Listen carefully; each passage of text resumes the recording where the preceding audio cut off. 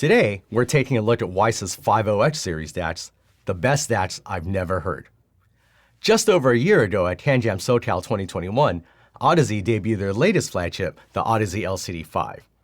Those of you who were there likely saw and may even have heard the Weiss DAC502 that they paired it with. Now, on the surface, I can see how some could have viewed this as a seemingly casual decision, but having known for years that the LCD5 was coming, as well as how detailed it was engineered to be, Odyssey's choice was a clear sign to me that Weiss Engineering's DAC502 was selected for its resolving ability. And for a detail head like myself, that made it absolutely irresistible. So as soon as I was offered a chance to evaluate the DAC502, I jumped at it. What I discovered was a spectacular piece of kit on multiple levels. Then again, that shouldn't have been very surprising. In the minds of both music professionals and audiophiles, the name Weiss is legendary, conjuring up images of world-class studios and premium hi-fi setups alike. For over 40 years, Daniel Weiss has been engineering digital mixing and mastering solutions for some of the very best studios in the world. In the mid-80s, Weiss Engineering's BW102 modules formed the backbone of the IBIS digital mixing console at Sony Music in New York City. A decade later, Weiss Engineering's Gambit series filled studios with purpose-built standalone modules for equalization, dynamics processing, denoising, and much more. In 2001, Weiss Engineering entered the hi-fi market with their critically acclaimed Medea DAC, followed in 2012 by their DAC502, which is still highly respected today. If you Google the DAC502 today, you'll find nothing but rave reviews and few people willing to let go of their DAC502s on the secondhand market. With a list of accomplishments like this, it's no wonder that Daniel Weiss was recently honored with a technical Grammy from the Recording Academy, joining the ranks of fellow legends like Dr. Robert Moog, Leo Fender, Les Paul, Rupert Neve, Ray Dolby, and more. So even if you think you've never heard Weiss equipment before, chances are you probably have, which brings us back to the DAC501 series.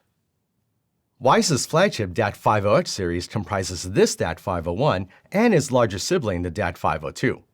Functionally, the 501 and 502 are virtually identical, so much so that in much of Weiss's own documentation, both models are simply referred to as DAC501 series devices. So what exactly are the differences between them? Measuring in at 7.4 inches wide, the 501 is a compact unit that will fit comfortably in most desktop rigs, whereas with a width of 17.7 inches, the 502's wider chassis is more at home in a component or rack system. In addition to the standard outputs found at the rear of the 501, the 502 features one additional 4-pin XLR jack for balanced headphones. The 501 is available for around $9,600 US, and the 502 is available for about $1,000 more. That's it. Both models are available with either flat black or silver faceplates to suit individual preferences. I had an opportunity to evaluate both the 501 that we have here now, as well as the 502 that I had in-house earlier this year, and knowing what I know now, either of them would have been just fine for a full evaluation of both models. But more on that later.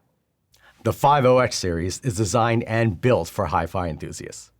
At its core, it's a DAC which supports PCM audio up to 32-bit 384 kHz and DSD up to DSD 128.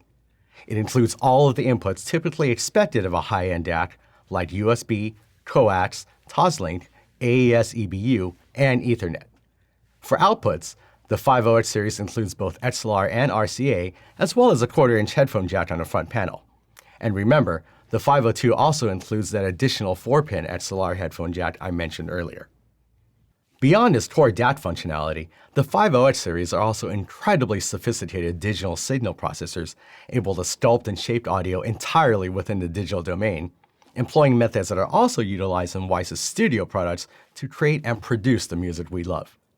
For audio purists and music lovers alike, Weiss's 50X series represents a level of playback sophistication you'd be hard-pressed to find in any single package anywhere else at any price. Now, if you're perfectly fine with the idea of shaping sound to suit your preferences, then Weiss's 50X series DACs offer you a wealth of DSP options, like a de-esser, a headphone EQ, and even vinyl emulation, all of which are descended from their professional studio products. We're not going to delve into the details of every DSP feature here, as that can easily take upwards of an hour.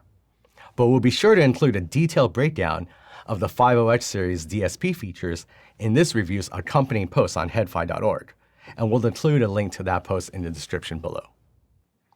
Okay, I know I just got done talking up its smart DSP features, but the best thing about the 50X is how brilliantly it performs as a straightforward DAC.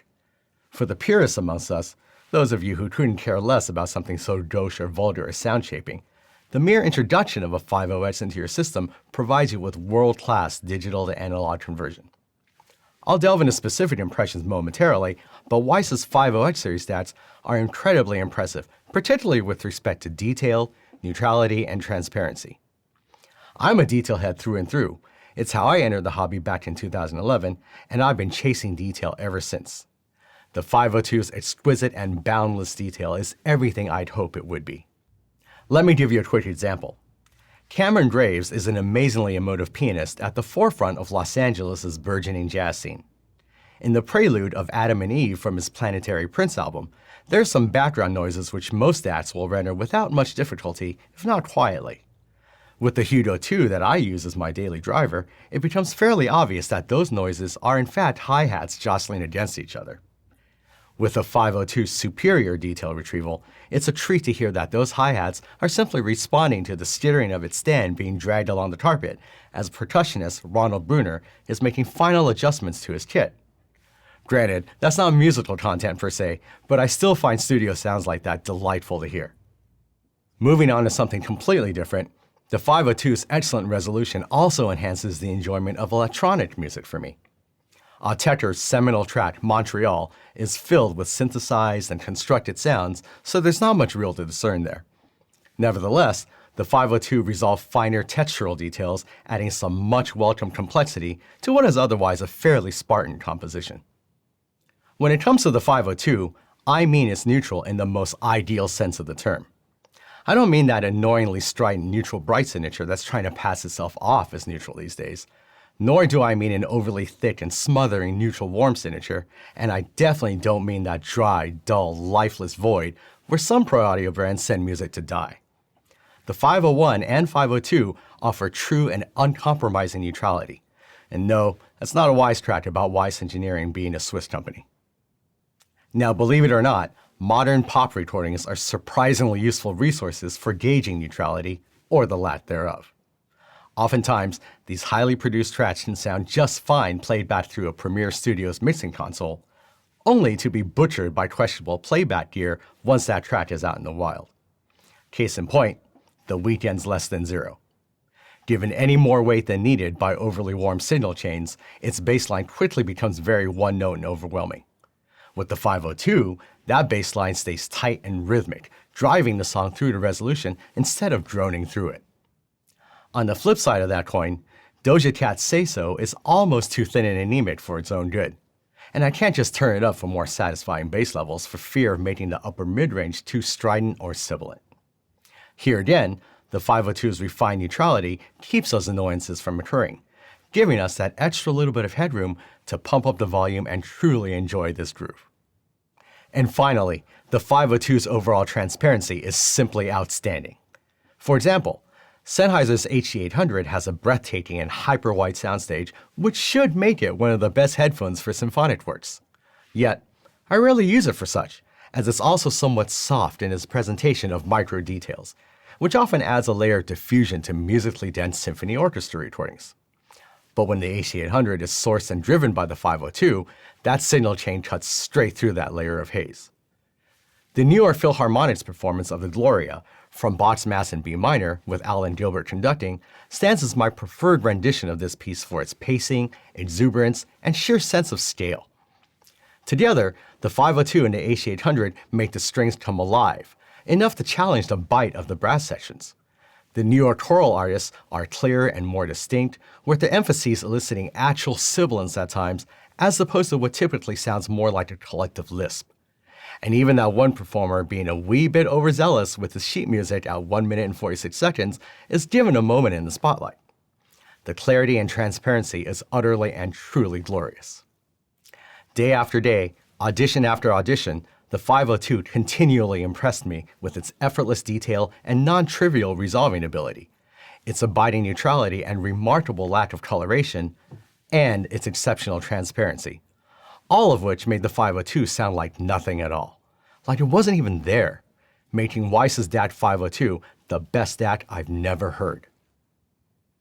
Given the 502's price range and usage case, the closest direct competitor is Chord Electronics' Dave, and in head-to-head comparisons, the 502 more than held its own, especially when it came to linearity, detail, and imaging.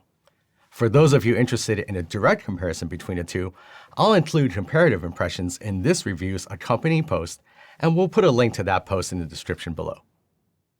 Moving beyond headphones for a moment, I had an opportunity to evaluate the 502 in a 2-channel system as well at the home of my friend and fellow audiophile, John Williams. Versus its aging but still very competent Air Acoustics DX5, we found that the DAC502 contributed to a more tonally balanced presentation with increased resolution across the entire frequency range and, most notably, far better imaging with voices and instruments becoming less diffuse, having snapped sharply into focus. And though I didn't consider it a glaring flaw in his system, John swears that the DAC502 tamed some mid-range stridency that had been plaguing his system as of late. So much so that he ended up purchasing a DAC501 shortly following this audition. At this point, it seems that there's very little that a 50X series DAC can't do brilliantly. Well, there are a couple of things, only two, that I felt the 50X series does, for lack of a better word, stupidly. First, there is no balanced headphone output on the front of a 502. Since the smaller 501 is a compact unit, I don't expect to find a balanced output here as there is simply no room for one. But with the 502, which has plenty of room for a balanced headphone out on the front panel, it's nowhere to be found. Instead, they added that balanced out in the form of a 4-pin XLR jack to the back of the unit. For some of you, this might not matter. But for those of us with multiple headphones and balanced cables, which pretty much includes every Head-Fier I personally know, doing the whole reach-around thing can and did get quite tedious at times. Luckily, you can solve that issue using one of these. This is a dual 3-pin to single 4-pin XLR adapter from Moon Audio's Silver Dragon line, custom made with female terminators at both ends. Since the entire 50X series includes variable level rear outputs, and the extra 4-pin XLR output at the back of a 502 does not represent a separate or additional gain stage, I simply chose to drive my headphones using the 502's balanced line outs most of the time. It was far more convenient this way, and in my listening tests, it sounded no worse than their 4-pin XLR out. You can probably guess where I'm headed with this. Unless you really and truly want the increased width of the 502's chassis, I highly suggest that you simply consider a 501 instead. At less than half the width of a 502, it's far more compact, making it much more suitable for desktop rigs. It costs $1,000 less than the 502, and as you can see, the use of a simple adapter actually gives you far more usable connectivity, with no discernible loss in sound quality. And this brings us to the second of my two issues. The 50X series is just a wee bit too smart for its own good. Weiss's entire 50X series will switch configurations intelligently based on which output you've selected. If you select the headphone out option, it will automatically disable its rear line outs as well as its 2-channel DSP features, leaving only its headphone-related DSP features available for easy access. Conversely, if you select the line out option, it will automatically disable its headphone outs and the associated headphone-related DSP features, leaving only its 2-channel DSP features available. Smart. And stupid, because many Head-Fiers have spent much time and energy assembling a well-curated collection of endgame headphones. And alongside those endgame headphones, there are probably several high-end headphone amplifiers as well. And none of those Head-Fiers will be able to use the Weiss's headphone-related DSP features, because the moment they try to line out from a 50X series DAC into an external headphone amplifier, the 50X will disable all of its headphone-related DSP features. Since this is more of a logic control issue and less of a hardware configuration issue, I do hope that Weiss can resolve this with a firmware update down the line. In the final analysis, both the 501 and the 502 offer world-class playback, and I can't fault either from a sound quality standpoint. Their outstanding detail, neutrality, and transparency deliver a level of accuracy that is reminiscent of studio-class equipment. So if you've been on a quest for a euphonic, mellifluent, magical hi-fi experience, then you should keep on looking, friend. This is not the DAC for you. But if you've been searching for a true reference DAC, one that is equally brilliant as both a purist DAC and a sound shaper's dream, then you owe it to yourself to audition a Weiss 50X series DAC at your earliest convenience. It could very well be the best DAC you've never heard. Thanks for watching this episode of Head-Fier TV. We'll see you next time and on the forums at headfi.org.